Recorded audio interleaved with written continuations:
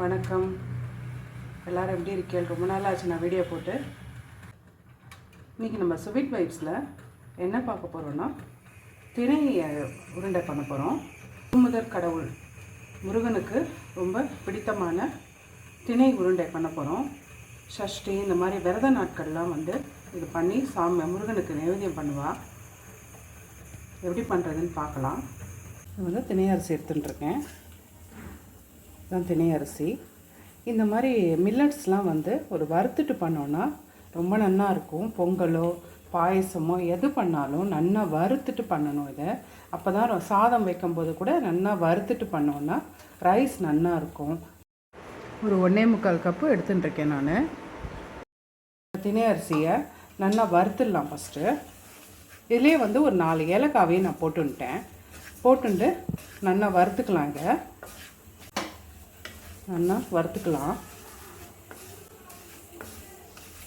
நல்லா வறுத்துன்ட்டு அப்புறம் தூள் வெல்லம் போட்டு ஒரு மிக்சியில் ஒரு ஓட்டிக்கலாம். இதில் நான் என்ன போட்டுக்கிறேன்னா, ஒரு 4 பாதாம் 4 முந்திரி பருப்பெல்லாம் போட்டுக்கலாம். இந்த தேவையான அளவு போட்டுக்கலாம். இது கூடுதல் சுவைக்கு. யூஸ்வலாக என்னென்னா, இந்த விரத நாட்களில் மோஸ்ட்லி அரிசி சாப்பிட மாட்டா. இந்த மாதிரி மில்லட்ஸு இது மாதிரிலாம் சுவாமிக்கு நைவேத்தியம் பண்ணிவிட்டு அப்புறம் இது மாதிரி ஒரு திணை உருண்டையோ திணை பொங்கலோ பாயசமோ ஏதோ ஒரு அந்த மில்லட்ஸில் ஏதாவது பண்ணி சாப்பிடுவோம். அது முருகனுக்கு ரொம்ப விசேஷம் இது. அதனால் இன்றைக்கி சஷ்டிங்கிறதுனால நான் இன்றைக்கி திணை அரிசி போட்டு திணை உருண்டை பண்ணிகிட்டுருக்கேன். இது நல்லா வறுத்துக்கலாம். மிக்சியில் அரையும் போது நல்லா இருக்கும். அப்போ தான் ஃப்ரீயாகும். வெள்ளையாக தெரியும். நல்லா பொரியறது. இப்போ தான் நிதானமாக வச்சு நல்லா வறுத்துன்றலாம். அதை எவ்வளோக்கு வறுக்கிறோமோ இது நல்லா வாசனையாக இருக்கும். மிக்சியில் அரைக்க போகிறோம் இல்லையா, அதெல்லாம் நல்லா இருக்கும். அப்போ தான் வறுத்துட்டுருக்கேன். ஒரு பக்கம் வெண்ணெயை காய்ச்சிக்கலாம். நெய் போட்டு தான் அது பிடிக்க போகிறோம். நம்ம வெண்ணெய் வச்சுட்டேன். வெண்ணெய் காய்ச்சிக்கலாம். அதில் நல்லா மில்லட்ஸ் நல்லா வறுத்தாச்சு. இந்த பக்கம் வெண்ணெயும் காஞ்சின்ட்டுருக்கு.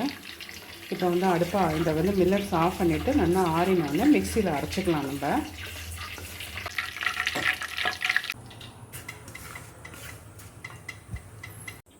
வெண்ணெயும் காஞ்செடுத்து அடுப்பை ஆஃப் பண்ணிடுறேன். இந்த மாதிரி ஃபைனாக அரைச்சிட்டேன். இப்போ என்ன பண்ண போகிறேன்னா, இப்போ நம்ம 1.25 கிட்ட நான் இது போட்டிருக்கேன். நான் திணை அரிசி நல்லா வறுத்து அரைச்சிருக்கேன். இது 3/4 வெல்லம் போட்டுட்டா போகிறோம், சரியாக இருக்கும். தூள் வெல்லம் போட்டுருக்கேன். போட்டுட்டு இது ஒரு சுற்று நல்லா மிக்சியில் அரைச்சிக்கலாம். இது நல்லா அப்படி வெல்லம் போட்டு நல்லா அரைச்சுன்ட்டேன். இப்போ என்ன பண்ணிக்கலாம்னா, இப்போ நெய் காய்ச்சணும் இல்லையா, அது மேலாக அந்த கசண்டு இல்லாமல் இதை ஊற்றிக்கலாம்.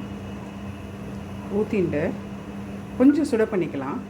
இதில் எவ்வளோ தேவையோ அதை போட்டுட்டா போகிறோம். பேலன்ஸ் இருந்ததுன்னா அந்த தூளை நம்ம வச்சுட்டோன்னா அப்புறம் சூடாக நெய்யை காய்ச்சி பிடிச்சிக்கலாம்.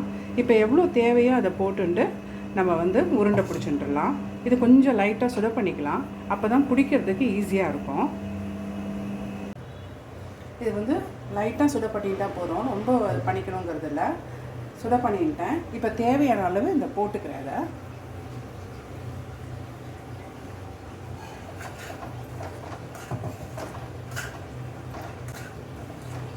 போட்டுட்டு ஒரு தட்டு அடுப்பு ஆஃப் பண்ணிடலாம். போதும்.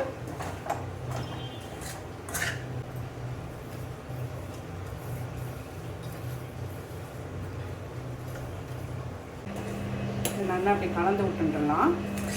இப்போ சூட்டோடையே பிடிச்சிட்டோன்னா உருண்டை நல்லாயிருக்கும் பார்க்குறதுக்கு. உருண்டை விண்டுக்காமல் வரும். அதுக்கு தான் அதை சுட பண்ணிக்க சொன்னேன்.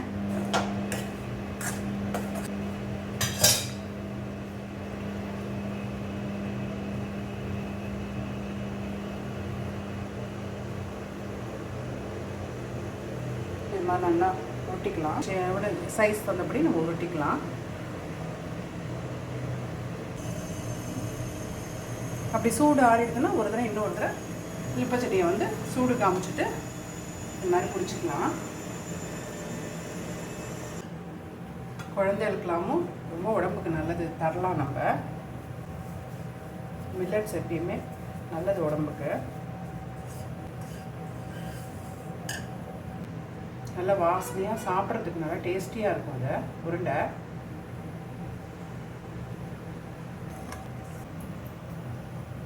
நல்ல ஜோராக மில்லட் உருண்டை ரெடியாக எடுத்து, உங்களுக்கு இந்த வீடியோ பிடிச்சிருந்ததுன்னா ஒரு லைக் பண்ணுங்க, ஷேர் பண்ணுங்க, சப்ஸ்கிரைப் பண்ணுங்க, கமெண்ட் பண்ணுங்க. மீண்டும் இன்னும் ஒரு ஸ்வீட் வைப்ஸை சந்திக்கலாம். நன்றி, வணக்கம்.